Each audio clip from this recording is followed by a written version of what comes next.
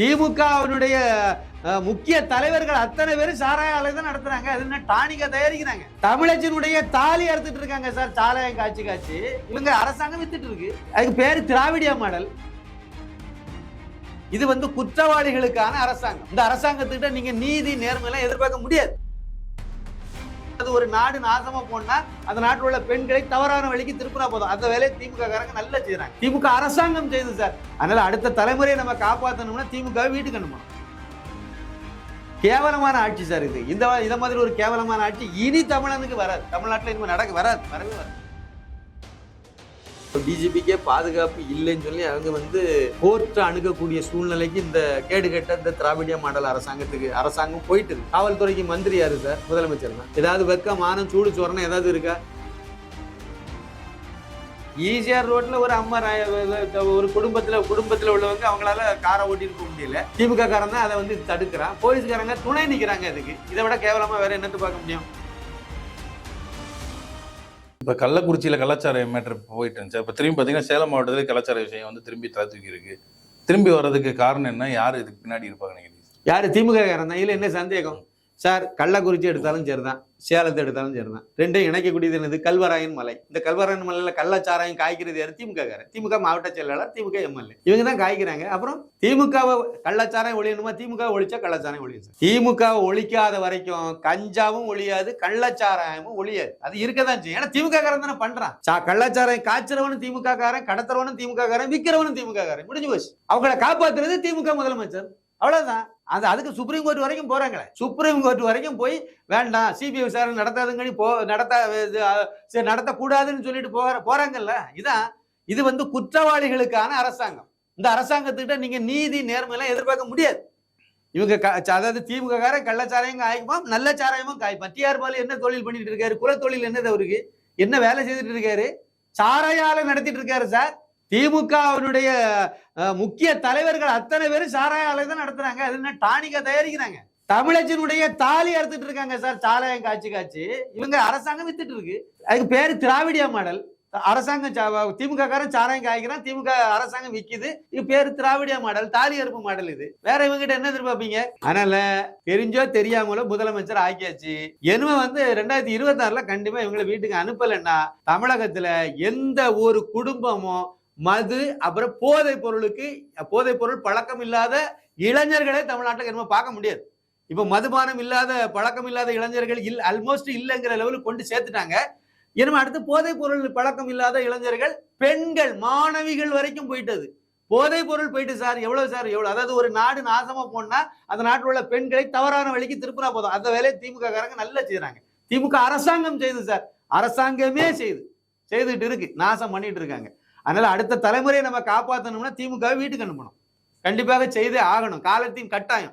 யாரு முதலமைச்சரா வரணுங்கிறத விட எந்த கட்சி ஆட்சிக்கு வரக்கூடாதுங்கிறத இப்போ அந்த சூழ்நிலையில நோக்கி இப்போ போயிட்டு இருக்கு. அந்த அளவுக்கு மோசமான ஒரு டேஞ்சரஸ் ஒரு டிசாஸ்டர் ஆட்சியை கொடுத்துட்டு இருக்காரு மு.க. ஸ்டாலின். அதனால இது வீட்டுக்கு அனுப்பப்பட வேண்டியது. இதை அனுப்பியே தீரணும். காவல்துறை கட்டுப்பாட்டுல இன்னும் கொண்டு வரலையா சார்? கள்ளக்குறிச்சி அந்த கலாச்சார மேட்டர் வந்து இன்னும் காவல்துறை வந்து சிறப்பாக செயல்படும் நினைக்கிறீங்களா?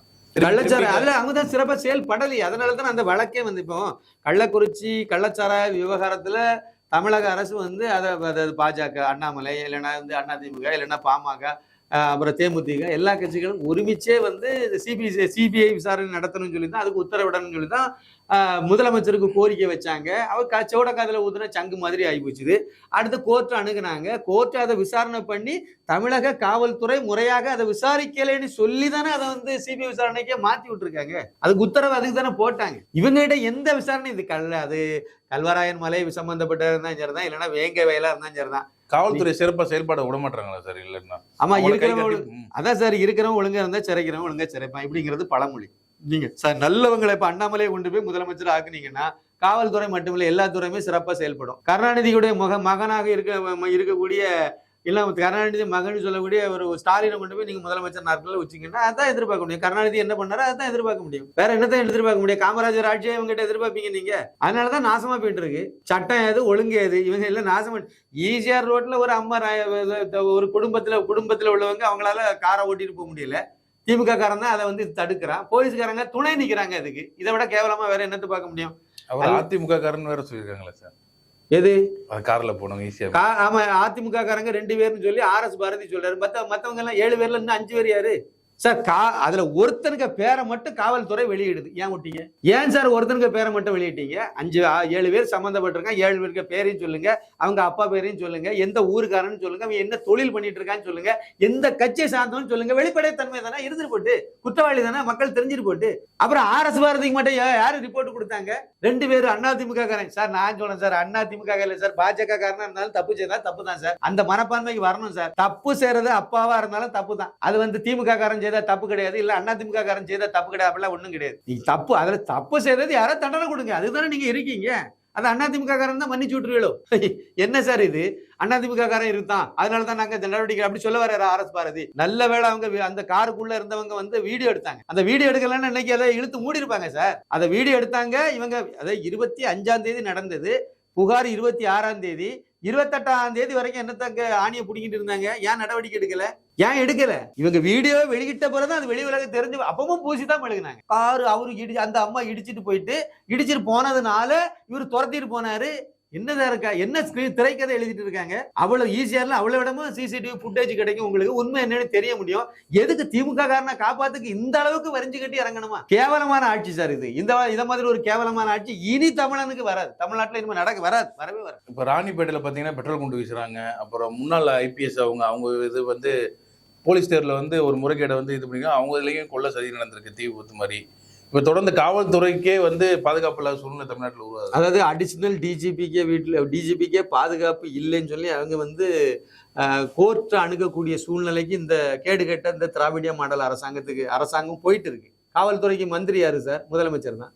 ஸ்டாலின் தான் சார் காவல்துறையும் மந்திரியா இருக்காரு, அமைச்சரா இருக்காரு. அந்த துறையினுடைய அமைச்சர். ஏதாவது வெக்க மானம் சூடு சோறனா ஏதாவது இருக்கா? Additional DGP sir.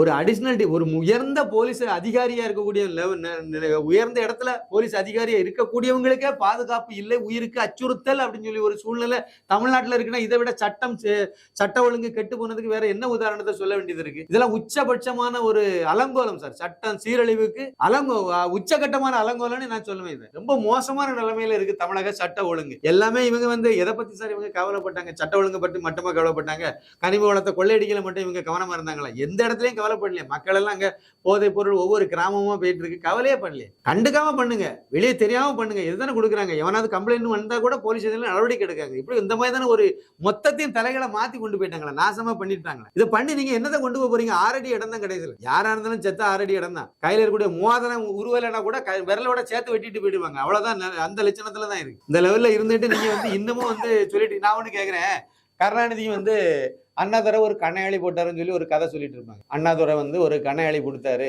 அண்ணா தந்த கணையாளி. அந்த கணையாளி இப்ப எங்க இருக்கு? கருணாநிதி கொடுத்துட்டீங்களா? கொடுத்து அனுப்பிட்டாங்களா? இல்ல அதையும் உருவி விட்டாங்களா? இதான் எதார்த்தம். அது யாரா இருந்தாலும் சரிதான். இவ்வளவுதான் லட்சணம். 6 அடி இடம் கூட இடம் தான் உங்களுக்கு மிச்சம். அவ்வளவுதான். இந்த லட்சணத்துல இருந்துட்டு நீங்க என்ன வந்து நான் 7 தலைமுறைக்கு நான் கொள்ளையடிச்சு வைக்க போறேன்னு வைக்கிறதுல என்ன செய்ய போறாங்கன்னு தெரியல. காலம் மாறிட்டு இருக்கு. ரொம்ப நாள் இது நீடிக்காது. இந்த மாதிரி கொள்ளையடிச்சு வச்சுட்டு ரொம்ப நாள் நாங்க சுகபோகமா இருக்கலாம்னு நினைக்க முடியாது. கடந்த காலத்துல வந்து நேர்மையா வாழ்ந்தவனுக்கே இறுதி காலம் மோசமா இருந்துச்சு. ஓரளவுக்கு நேர்மையா இருந்தவங்களுடைய கடைசி காலமே ஒரு மோசமான நிலைமையில தான் இருந்துச்சு. அயோக்கியர்களுக்கு ரொம்ப நல்லா இருக்குன்னு ஒன்றும் உத்தரவாதம் கிடையாது. இப்போ பார்க்கத்தானே போறோம் நம்ம.